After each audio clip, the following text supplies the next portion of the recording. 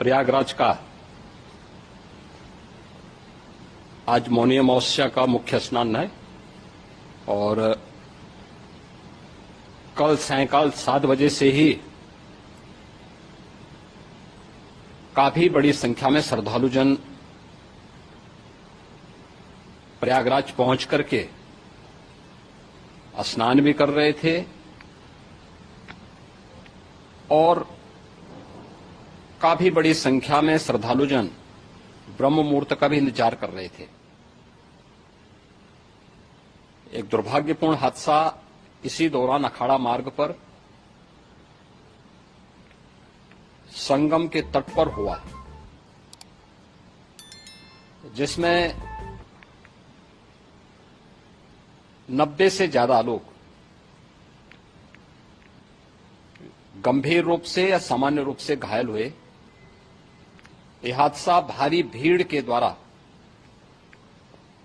अखाड़ा मार्ग के बैरिकेडिंग्स को तोड़ने और उसके बाद उससे कूद करके जाने के कारण वहां पर हुआ है, जिसमें 30 के आसपास लोगों की दुखद मृत्यु हुई है। 36 घायलों का प्रयागराज में उपचार चल रहा है। शेष घायलों को उनके परिवार के सदस्य लेकर के चले गए हैं। घटना दुखद है,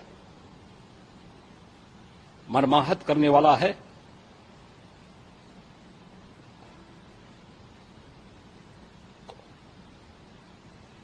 उन सभी परिजनों के प्रति हमारी पूरी संवेदना है। हम लोग रात्रि से ही लगातार प्रशासन के संपर्क में हैं। मेला प्राधिकरण, पुलिस प्रशासन, एनडीआरएफ, एसडीआरएफ,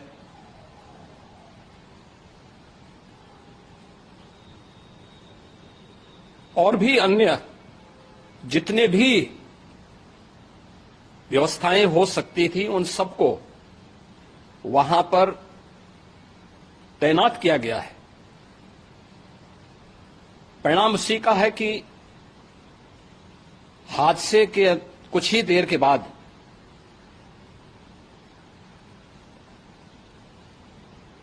राहत कार्य को ग्रीन कॉरिडोर बना करके प्रशासन ने, पुलिस ने, एनडीआरएफ और एसडीआरएफ के स्वयंसेवकों ने सभी लोगों को हॉस्पिटल तक पहुंचाने का काम किया है। लेकिन दुर्भाग्य से इस दौरान ये मौतें हुई हैं।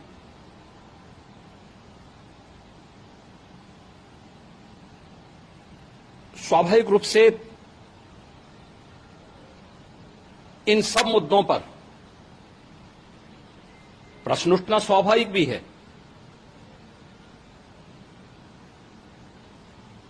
उपचार के बाद बहुत सारे लोग अपने परिवारजनों के साथ जा चुके हैं, उनके परिवार के लोग ले जा चुके हैं।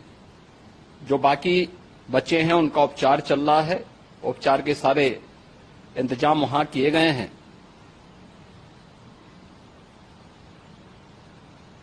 प्रेशर मौनी अमावस्या का ये मुख्य स्नान है महाकुंभ का, और बहुत ज्यादा प्रेशर प्रयागराज में होने के कारण सभी प्रकार के मार्ग भी चौक थे। रात्रि से ही प्रशासन उन मार्गों को खुलवाने और स्थिति को सामान्य करने के लिए पूरी तत्परता के साथ लगा भी रहा।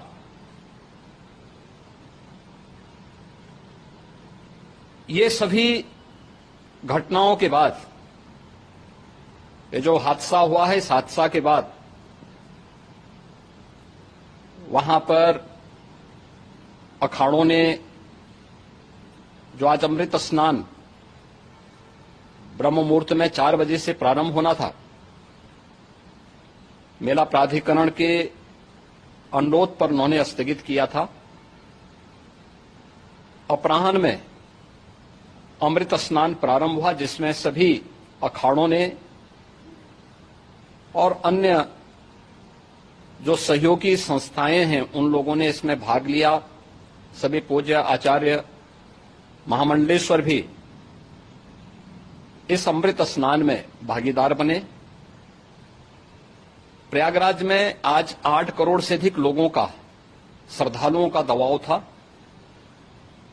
यद्यपि अगल बगल के जनपदों में मिर्जापुर, भदोई, प्रतापगढ़, फतेहपुर, कौशाम्बी, इन सभी जनपदों में भी होर्डिंग एरिया बना करके काफी बड़े पैमाने पर श्रद्धालुओं जनों को रोका गया था, जिन्हें अमृत स्नान संपन्न होने के बाद, जब सभी अखाड़े स्नान संपन्न कर चुके हैं, उसके बाद अब वहां से रिलीज किया गया है। इतना भारी दबाव ये पहली बार वहां पर देखने को मिला था, और जिसके बारे में हम लोगों ने पूरे इंतजाम करने के प्रयास भी किए गए थे।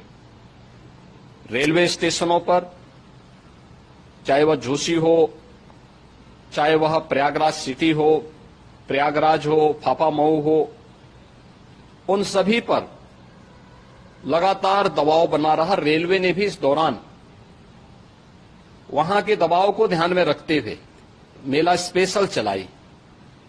रूटीन और मेला स्पेशल को मिलाकर के लगभग 300 से अधिक ट्रेन रेलवे के द्वारा अब तक चलाई जा चुकी हैं, और जिससे श्रद्धालु जनों को उनके गंतव्य तक पहुंचाया जा सके। उत्तर प्रदेश परिवहन निगम ने भी अपनी 8000 से अधिक बसेज श्रद्धालु जनों को उनके गंतव्य तक पहुंचाने के लिए लगाया हुआ है, और जिससे उन सबको सुरक्षित उनके घरों तक पहुंचाया जा सके। दिन भर स्मूथली, बहुत ही सुगमता के साथ पूरा स्नान इसके बाद हुआ है, जिसमें पूज्य शंकराचार्य, आचार्य महामंडलेश्वर, वरिष्ठ संतजन और सभी अखाड़ों ने इसमें पूरा सहयोग भी किया और पूरे कार्यक्रम को सकुशल संपन्न करने में अपना योगदान भी दिया है। ये सभी घटनाएं मर्माहत करने वाली भी हैं और एक सबक भी है, लेकिन हादसे के तह में भी जाने की आवश्यकता है, और इसी दिशा से सरकार ने भी तय किया है कि हम इसकी एक जुडिशियल इंक्वायरी भी करेंगे, क्योंकि कई बार रिव्यू होने के बाद स्थानीय स्तर पर हर प्रकार की सतर्कता के बाद आखिर कहां से ऐसे हादसे फिर भी होते हैं और हुए हैं। इसके लिए हम लोगों ने न्यायमूर्ति हर्ष कुमार के नेतृत्व में पूर्व डीजी श्री वीके गुप्ता और retired IAS Shri DK Singh, इन 3 सदस्यीय जुडिशियल कमीशन को भी इसके लिए गठित किया जा रहा है। इन सभी अन्य कार्यों के साथ साथ हम लोगों ने वहां की पूरी घटना पर आज पूरे दिन भर एक एक घटना को लेकर के मुख्यमंत्री का जो कंट्रोल रूम था, उस कंट्रोल रूम से भी, चीफ सेक्रेटरी के कंट्रोल रूम से भी, डीजीपी के कंट्रोल रूम से भी लगातार इन चीजों की मॉनिटरिंग की जाती रही। दिन भर बैठक चली है और लगातार एक एक घटना को लेकर के वहां पर प्रशासन के साथ संवाद भी रहा है, विभिन्न अखाड़ों के साथ संवाद रहा है, अन्य संतों के साथ भी दिन भर हम लोग संवाद बनाते रहे हैं। प्रातःकाल से आदरणीय प्रधानमंत्री जी का, माननीय गृह मंत्री जी का, माननीय राष्ट्रीय अध्यक्ष जी का, अन्य तमाम केंद्रीय मंत्रियों का, माननीय रेल मंत्री जी का, प्रदेश की माननीय राज्यपाल महोदया का भी समन्वय बराबर आवश्यक दिशा निर्देश भी और मार्गदर्शन भी प्राप्त होता रहा। इसको लेकर के यहां पर सरकार ने उसे नीचे मजबूती के साथ उतारने का कार्य करने का प्रयास किया। घटना अत्यंत दुखद है। मृतकों के प्रति मेरी विनम्र श्रद्धांजलि है।